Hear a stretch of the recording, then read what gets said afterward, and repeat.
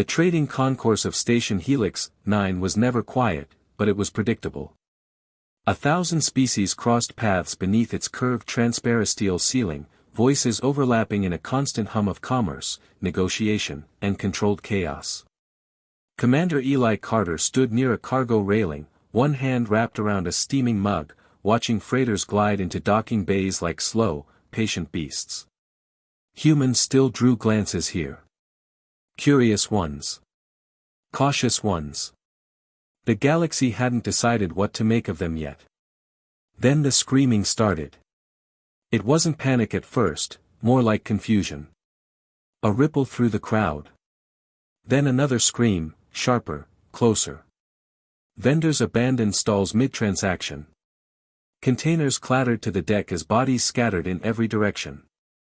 Eli dropped his mug and moved toward the sound before his mind caught up with his instincts. What stood in the center of the concourse was something out of nightmares. A Craxer Prime Hunter. Nearly 8 feet tall, plated in overlapping bone armor, for limbs ending in hooked talons designed for tearing through reinforced hide. Its elongated skull housed rows of serrated teeth, each one evolved for a single purpose, efficient killing. 6 unblinking eyes scanned the concourse with practiced precision. This was wrong. Craxer were restricted species, classified apex predators from a confirmed death world. After the massacre on Riven Station, they were barred from civilian hubs. Yet here it was. The station emptied in seconds. Winged species vaulted skyward. Armored traders slammed themselves behind bulkheads. Even the security drones hesitated, recalculating engagement odds that never looked good.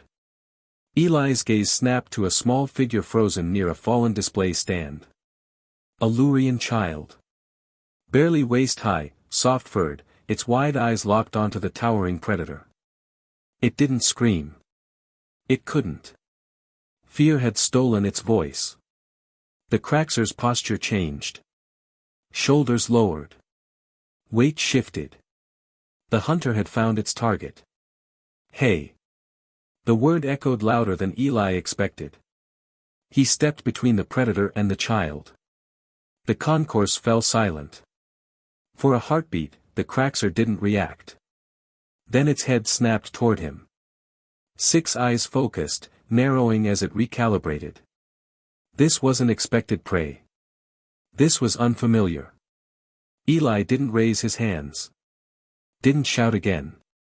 He simply stood there, feet planted, breathing steady, eyes level with the creature's central gaze. Behind him, soft movement. The child scrambled away. Security arrived moments later, forming a cautious perimeter, weapons raised but unused. They were waiting for the human to die. Eli felt something shift in the air. The Craxer wasn't advancing. It was hesitating. The Craxer took a step back. It was subtle. Almost imperceptible. But Eli saw it, and so did the security chief as his mandibles twitched in disbelief. "Commander Carter," the chief hissed through external speakers. "Disengage." Slowly. Eli didn't move. Something deeper than training held him in place. Something old. The Craxer's breathing changed, shorter, faster. Its claws flexed, scraping against the deck plating, but not in preparation to strike. In uncertainty. "You recognize me," Eli said quietly. The words weren't a challenge. They were an observation. The predator hissed, a sharp sound meant to intimidate. But its stance betrayed it. Its weight stayed back. Its eyes never left his. Eli remembered the briefing. 3 months ago, the Galactic Archive had gained access to humanity's evolutionary records. Not just surface data, fossils, behavioral models, predator-prey interactions spanning hundreds of thousands of years. The galaxy had learned that humans weren't apex predators because they were strongest. They were apex predators because they never stopped. Persistence hunters. Endurance specialists. A species that chased prey until collapse, not with speed, but inevitability. A species forged on a planet where survival meant constant pressure, from weather, disease, animals, and each other. A death world by galactic standards. The Craxer had hunted across dozens of systems. It had never faced resistance it couldn't overpower or outweight. Until now. You hunt to eat, Eli continued, taking a single step forward. The Craxer recoiled. You evolved to kill fast. Clean. Efficient. Another step. We didn't. Security weapons tracked the predator nervously, but no one fired. We evolved to adapt. To bleed and keep moving. To learn patterns. To remember. Eli's voice remained level, almost conversational. We looked at wolves and didn't run. We watched them. Studied them. Then we made them family. The Craxer's mandibles trembled. We lived alongside creatures that could tear us apart, Eli said. And we didn't go extinct. Recognition flickered behind those alien eyes. Fear. Here's what's going to happen, Eli said. You're leaving. You'll get on the next transport and you'll never come back to a place like this. The predator's claws retracted slightly. Because if you don't, Eli smiled, and it was not kind, I'll do what humans do best. The Craxer turned. And ran. The Craxer didn't roar. It didn't threaten. It fled. Its heavy frame thundered across the concourse, claws clattering as it barreled toward the docking corridors. Civilians peeked from hiding as the impossible unfolded, one of the galaxy's most feared hunters retreating from an unarmed human. Security didn't pursue. They didn't need to. Silence followed. Eli exhaled slowly, only then realizing how tense his muscles had been.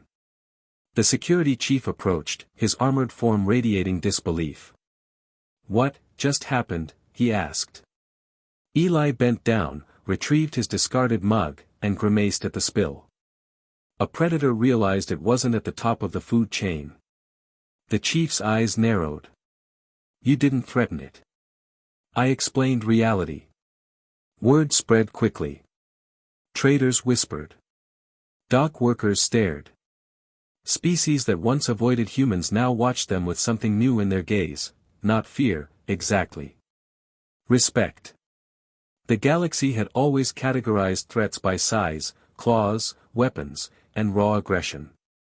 Humans didn't fit neatly into any of those metrics. That was the problem.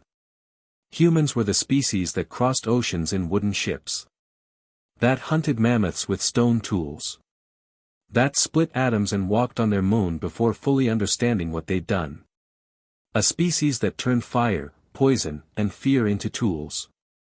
A species that chose restraint. Eli glanced out the viewport as Earth rotated slowly in the distance, blue, fragile-looking, and utterly unforgiving. They hadn't forgotten how to hunt. They just learned when not to. In the hours that followed, the station returned to motion, but not to normal. Humans were no longer background noise. They were watched. Studied. Reconsidered. Reports would circulate. Analysts would debate. Threat models would be updated. The Craxer incident would become required viewing in academies across several systems. A case study. Predator encounters human. Human does not flee. Predator does. Eli boarded his ship when it docked, greeted by crewmates who had already heard fragments of the story. You really stared it down, one asked. Eli shrugged. I stood still. The distinction mattered. The galaxy had misunderstood humanity's greatest advantage. It wasn't strength. It wasn't technology. It was mindset. Where other species froze or fled, humans assessed. Where others escalated, humans endured. Where predators relied on fear, humans learned to function inside it. They didn't conquer their world by eliminating danger. They survived by refusing to be controlled by it. As Helix 9 drifted behind them, Eli looked back one last time. Somewhere out there, a Craxer hunter was fleeing a station, not because it was defeated, but because it understood something fundamental. Some prey does not run. Some prey watches back. And some predators, when faced with that realization, decide survival means retreat.